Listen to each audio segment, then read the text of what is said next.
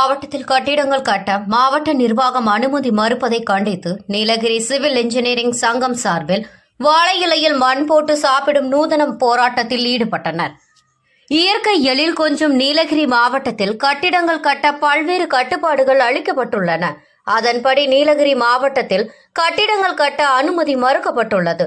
இந்நிலையில் நீலகிரி மாவட்டத்தில் கட்டுமானம் சார்ந்த தொழிலில் உள்ள அனைத்து அமைப்பினரும் வீடு கட்ட வேண்டும் என்று நீண்ட காலமாக வரைபடம் அங்கீகாரம் பெறாமல் காத்திருப்பில் உள்ளதாகவும், அனைத்து மக்களும் கட்டுமானம் மற்றும் அதை சார்ந்த தொழிலில் உள்ள தொழிலாளர்கள் நீண்ட காலமாக கட்டிடங்கள் கட்ட அனுமதி வழங்காததால் தங்களின் வாழ்வாதாரம் பாதிக்கப்பட்டுள்ளதாக கூறி கட்டிடங்கள் கட்ட அனுமதி மறுக்கும் மாவட்ட நிர்வாகத்தை கண்டித்து இன்று உதகை ஏடிசி பகுதியில் நீலகிரி சிவில் இன்ஜினியரிங் சங்கம் சார்பில் நூதன முறையில் ஆர்ப்பாட்டம் நடைபெற்றது.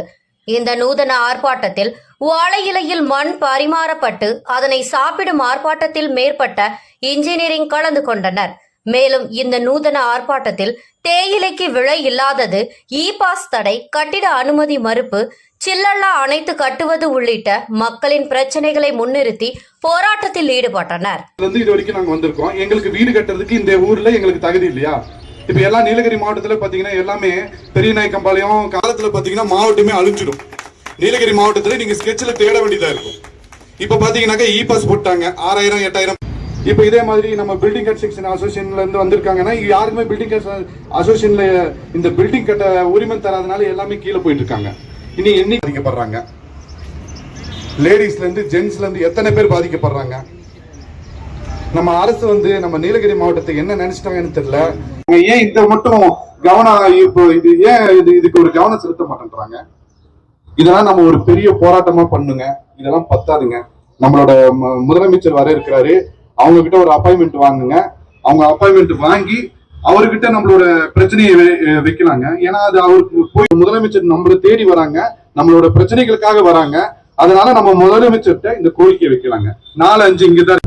நான் நீலகிரி மாவட்ட சிவில் இன்ஜினியர் அசோசியேஷனோட தலைவர். இந்த போராட்டம் எதுக்கு முன்னெடுத்திருக்கோம்னா, எங்களுக்கு முறையான பிளான் அப்ரூவல் கிடைக்கிறது இல்லை. இந்த டிஸ்ட்ரிக்ட் 38 டிஸ்ட்ரிக்ட்ல நம்ம நீலகிரி மாவட்டம் மாத்திரம் தனிமைப்படுத்தியிருக்கு. எங்களுக்கு எந்த ஒரு பிளானும் அப்ரூவல் கிடைக்கிறது இல்லை. இது எல்லாமே கவர்மெண்ட் நமக்கு என்ன வரைமுறை கொடுத்துருக்கோ அந்த வரைமுறைப்படுத்தப்பட்ட ரூல்ஸ் பிரகாரம் பிளான் சப்மிட் பண்ணியிருக்கு. ஆனா இங்க மாஸ்டர் பிளான் இருக்கு, ஹில் ஏரியா கமிட்டி இருக்கு, இத்தனையும் இருந்தும் எங்களுக்கு பிளான் கிடைக்க மாட்டேங்குது. எந்த ஒரு சின்ன வீடு கட்டணும்னா கூட அவங்களுக்கு ஒரு பிளான் அப்ரூவல் கிடைக்கிறது இல்லை. இதனால இந்த மாவட்டத்தில் உள்ள அத்தனை தொழில்களும் முடங்கி இருக்கு. இப்போ பார்த்தீங்கன்னா இந்த லாரி, ஹார்ட்வேர்ஸ், நம்ம பிக்கப் ஓட்டுற டிரைவர்ஸ் எல்லாரோட வாழ்வாதாரமும் இறந்து போச்சு. அப்படிதான் சொல்லணும். இன்னைக்கு நாங்க இந்த மண்ணு தின்ற அளவுக்கு கொண்டு வந்து எங்களை நடுத்தருவில் விட்டுட்டாங்கன்னா அதுக்கு முழு காரணம் இந்த நிர்வாக குறை தான். இந்த நிர்வாக குறை ஏன்னு எங்களுக்கு தெரியல. எங்களுக்கு இது வரைக்கும் புரிய மாட்டேங்குது. நாங்க மக்கள், நீலகிரி மக்களை ரொம்ப ஒதுக்கப்பட்ட மக்களா பாக்குறாங்க. இதுல நம்மளோட சீஃப் மினிஸ்டர் உண்மையா அவர் இறங்கி அந்த அப்ரூவல் வாங்கி எங்களுக்கு சீக்கிரமா ஆவணப்படுத்த வேணும்னு சொல்லி சொல்றோம்.